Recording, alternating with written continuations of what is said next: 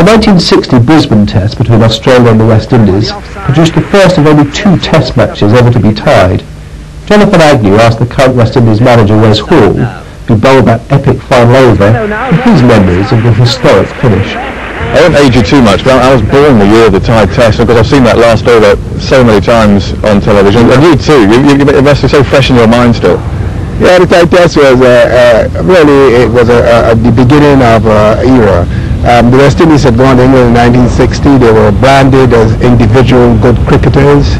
They were not a cohesive force at all, and Sir Frank Worrell, he molded us into that team. And to be fair, I think that Rishi Benaud was equally good. They were 2 aggressive captains, and I think that they brought the best out of the team.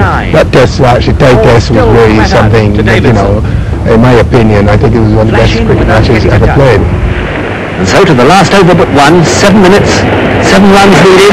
Benaud going for yet another quick single, and Davidson is run out. Thrown out by Joe Solomon from mid-wicket. Davidson out for a wonderful 80. Only 3 wickets left, only 6 minutes, and 7 runs still wanted. The number 9 batsman, Wally Grout, squeezing out a run to deep mid-on, so it's 6 to win. Sobers to Benaud, who wants to farm the strike, but he can't get down the other end to face Hall. And now the very last over of the match, bowled by Wes Hall. Swing by Grout, they're running for anything now. 1 run, 1 more run. Australia want 5. Second ball to Benaud. Benaud hooking, and he's caught behind by Alexander. Benaud out for 52. Only Meckers and Kleiner left. We dare say now that Australia will win. 6 balls left, 5 wanted, 2 wickets in hand, and no run for Meckers. 5 runs needed off 5 balls. Well, he didn't get a touch, but Grout is running for a bye to the wicketkeeper. Alexander throwing Hall, missing, and if he'd hit the stumps, Meckers must have been out. 4 runs wanted, 4 balls.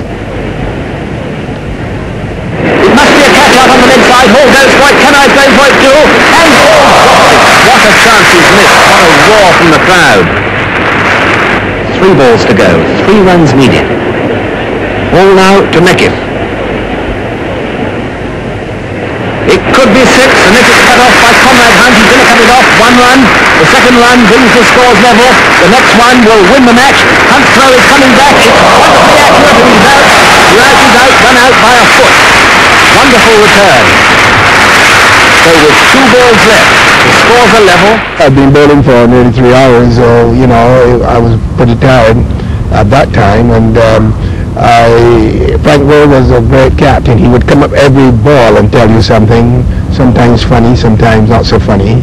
And I remember the last ball I bowled, he said to me, well, you know, remember, if you bowl no ball, you'll never be able to go back to Barbados, which was true. So I planted my foot a good yard behind the crease, you know. Push the leg, they're running for anything now. And Joe Solomon throws for a second time, hits the stump, and the match is tied.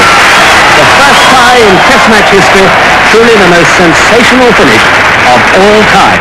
Hard to tell from the pictures that we see now, but how far was that run out? Was he comfortably out? Did you know at the time he was out?